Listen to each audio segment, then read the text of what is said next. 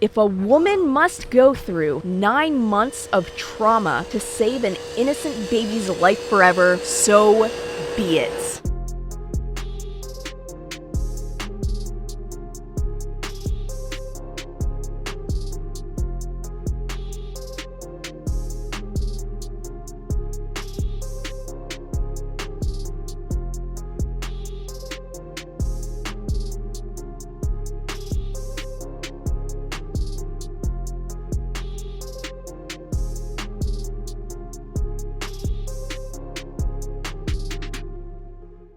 The LaBrant Fam is a popular family vlogging channel that seems to have as many fans as they do critics. But it appears that ratio may be changing as this family is receiving a lot of backlash due to their most recent documentary-styled video. In fact, as of right now, the video holds over 280,000 dislikes with just 61,000 likes, with comments also disabled. Tons of fans are appalled by this video and are unsubscribing to their channel.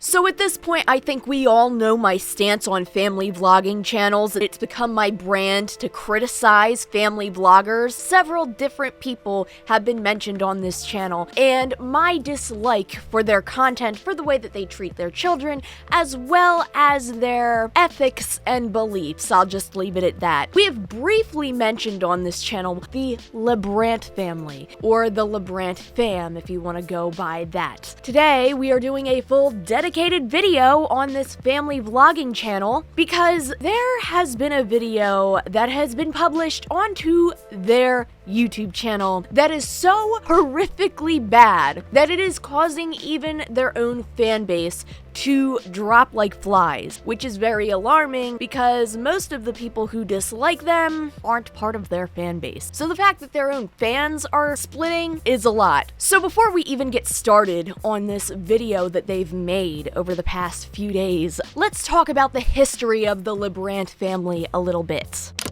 The LaBrant Family channel was created back in 2012 and it has over 13 million subscribers. It is run by Savannah and LaBrant. They film various challenges and family vlogs, but lately LaBrant has made the occasional documentary-styled videos. Their most recent documentary video was posted just a few days ago and has very noticeably received a ton of backlash from both detractors and fans. But it's not the first time this family has found themselves in hot water. This is one of the family vlogging channels that literally record their children from birth and immediately turn them into cash cows. It's something else. It really is. In my opinion, you should not be shoving a camera in your kid's face 24/7, especially from birth. They have a 9-year-old daughter who they are debating on taking out of school and homeschooling her so she could be an extra pair of hands around the house when their new child is born because they're so overwhelmed with their lifestyle as family vloggers. Started looking at schools that do they go to school 2 days a week and then they're home 3 days a week, which I feel like is perfect for me.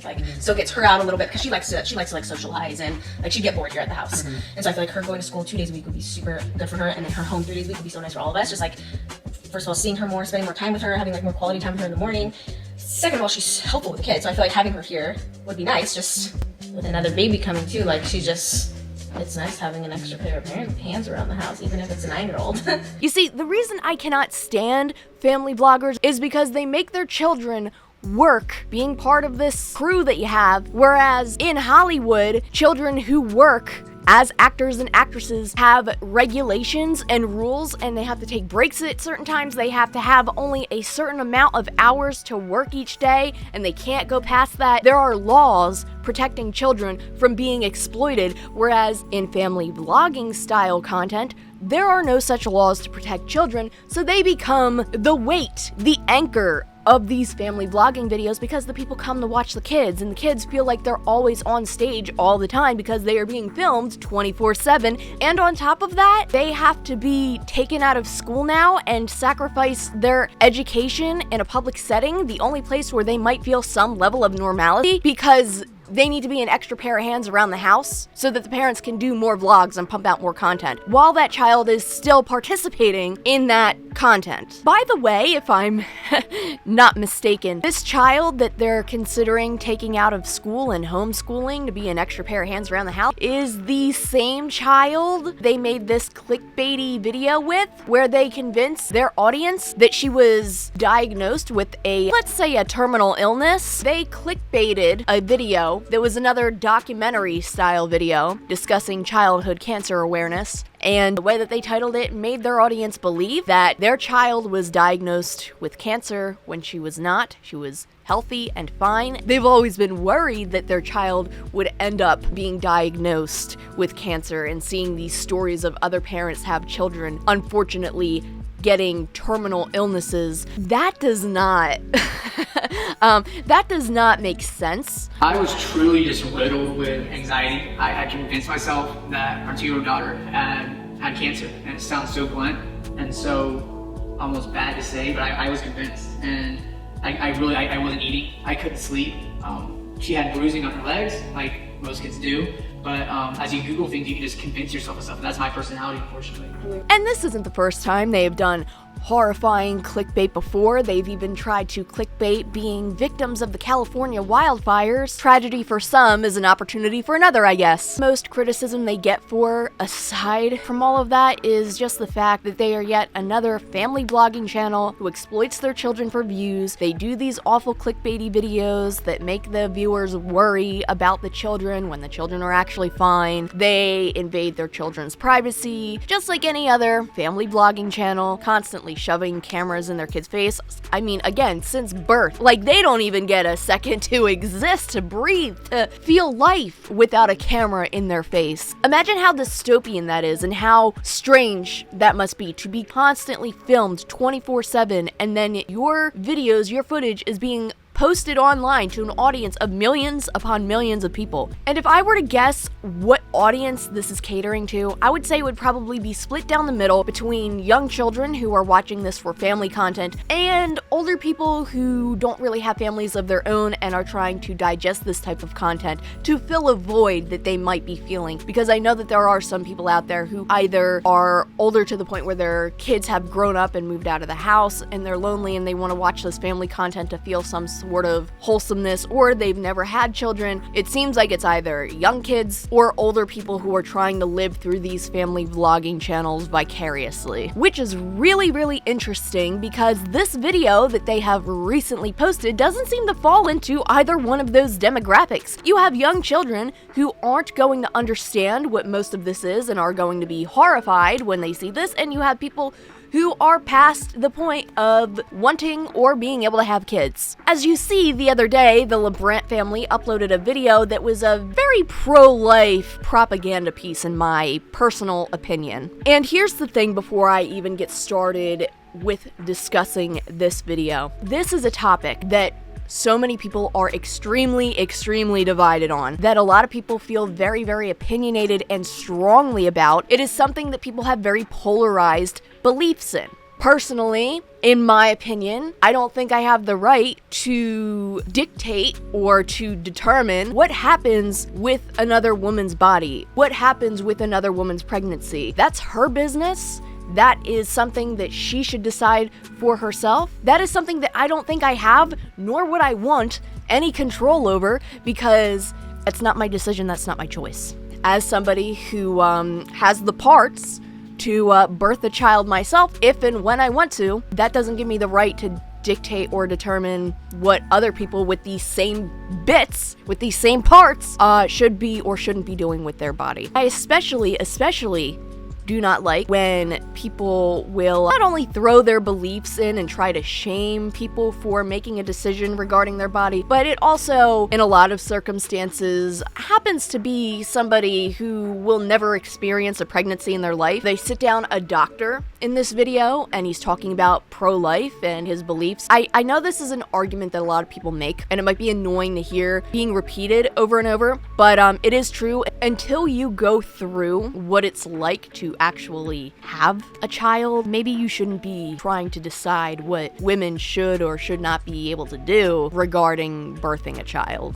They go over a lot of stories on how pro-life is really the right choice, and they don't necessarily deliberately shame women for deciding not to go through with having birth. Or I'm trying to be specific with my wording here because I've noticed a lot of videos have been age restricted when using the A word, so I'm not gonna say that. Throughout this video, they've basically been shaming women who decide that they want to go through with the A word. When you have a young audience watching this, you have an audience who likely isn't even at the age where they are receiving proper education regarding birds and the bees. So to be explaining this to them in graphic detail of what happens when you get the A word is horrifying, and I think a lot of children, if they watched this, would be traumatized.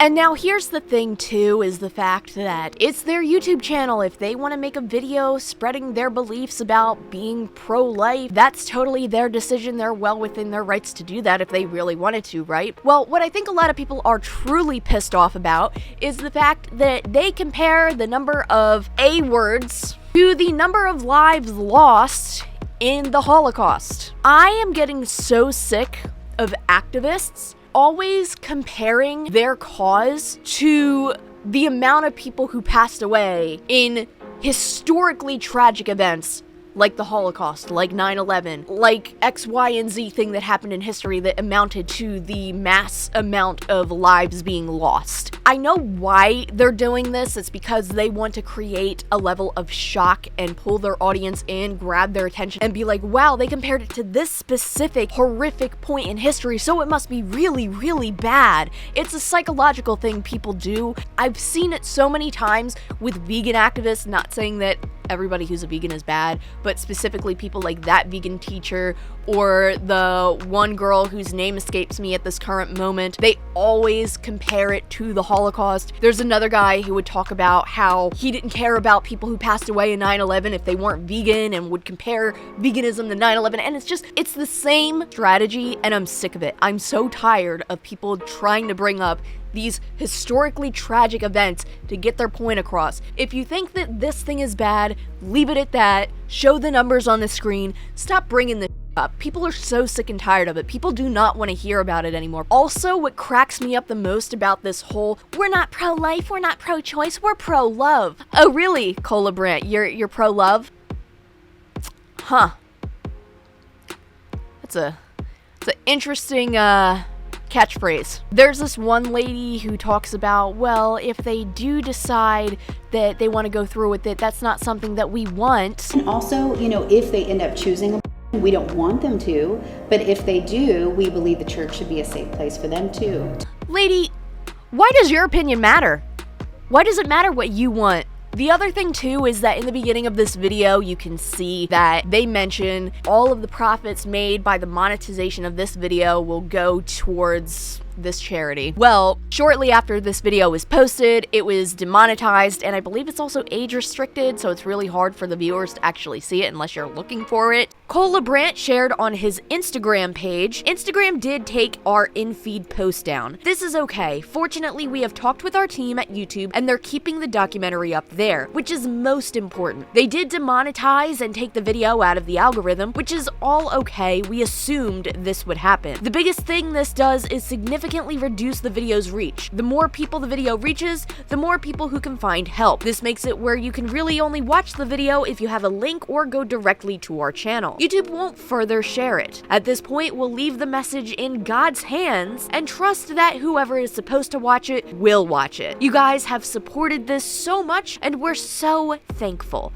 If you feel lead, please share the documentary with people you know. Not only that, but I've noticed something that I really need to point out. Right before recording this video, I know I saw with my own two eyes, had over 300,000 dislikes. It then went down to 280,000 dislikes. It then went down to 275,000 dislikes, which I have a picture of here, and now it's at 271,000 dislikes. This is just in the matter of hours, so as each hour passes, more and more dislikes have seemingly been removed, and this is not the first first time YouTube has done something like this. It seems like when a video gets heavily ratioed like this, the dislikes get removed, I think automatically due to the fact that YouTube thinks it's some sort of error, trolling, or malfunction, but I figured that this would stop after they removed the ability to see public dislikes. The only way you can see them now is through a Google extension. So yeah, even though right now it says 271,000 dislikes opposed to earlier 275, take that with a grain of salt. The first time I saw it, it was at over 300,000 dislikes. The number keeps dropping and it will likely continue to drop as the days progress because so many people are unhappy with it and are disliking it. What's the point of the dislike button at this point? You're removing the ability to see them publicly. People have to jump through loopholes to get to them, and even when they do that, it's still being altered behind the scenes.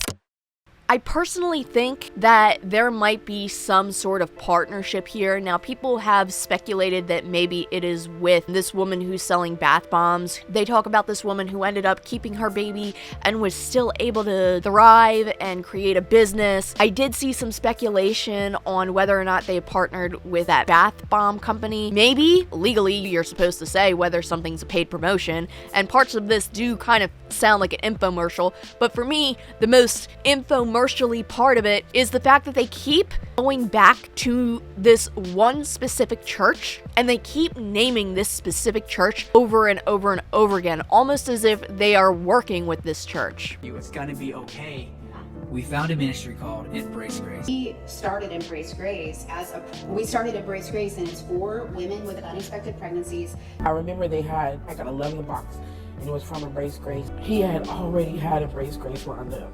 Because, one of the things that Embrace Grace, say, they have a lot of things that they say. With my pregnancy, they refer me to Embrace Grace. After walking into Embrace Grace, I want to encourage you to click the link below and get involved with all the resources with Embrace Grace. Maybe I'm speculating a little too far here. Maybe they just appreciate what this church is doing, but I find it all too convenient that they continuously mention over and over again how great this church is, how this church has helped them. It feels robotic at points, and it's also very integrated, in my opinion. Again, I could be wrong, I'm just guessing here, but something just seems a little off. And again, if you are working with brands or companies or are affiliated, you're really supposed to disclose that. Now, I don't know if that includes churches, but I would assume it would be, and I cannot speculate or guess as to whether or not they've been paid by this church or by anybody else mentioned in this video, but the way that they are going about explaining it does kind of feel like an advertisement at points. But my most enraging point has yet to be discussed, dear viewers. This guy, LaBrant, who happens to be the most vocal person out of him and his wife. You would think his wife would be a little bit more vocal in this entire situation, considering, she's the one bearing children and has another child on the way. But it's mostly LaBrant who continuously talks about, pro-life and why deciding not to have your baby is wrong. Take a look at these tweets. R is a terrible, terrible thing. I have much compassion for all victims. However, R is less than 0.5% of all. It's very uncommon. I would strongly encourage my daughter to have the baby. I would happily love and raise that baby as my own if she did not want to. It didn't mention the part of birthing it yourself, especially if your daughter was a very young child where giving birth could have severe health complications, if not fatal. And you kind of missed that part, buddy, because the most concerning part about having a baby usually is literally having the baby, and you can't do that part for your daughter. But don't worry, it gets worse. A woman is AR'd, that's awful. But how does the baby who has no say helping that problem? Nonsense. This is okay, just wait, hold your breath. If a woman must go through 9 months of trauma to save an innocent baby's life forever, so be it.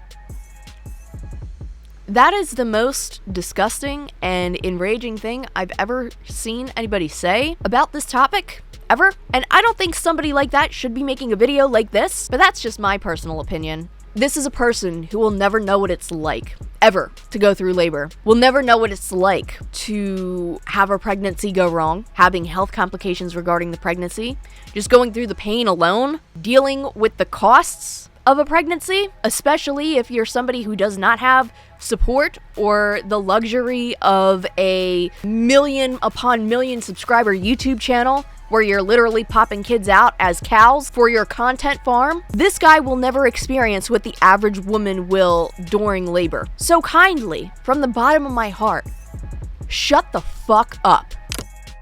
With that being said, I think I'm going to end today's video. I know this was a little bit shorter than some, at least recording it. I don't know, by the time that I get done editing, who knows how long it's gonna be. This originally wasn't even the video I was going to be posting this weekend. I actually wasn't even going to post a video this weekend. I was going to wait until next weekend to post something else that I'm working on very heavily. So look forward to that. It's pretty dark and it's gonna go into a lot. But for right now, for the time being, I just wanted to rant about this a little bit. So yeah, again, apologies if this video is a little shorter than normal. I really just needed to get this off my chest because this makes me want to slam my head into 72 pieces of drywall and then one concrete wall for good measure. Thank you so much if you made it all the way to the end of this video, and thank you to everybody who has been supporting me over on Patreon, especially Lewis, Miss Tanisha, Anthony Trustout, Michelle, and Dreamer WM.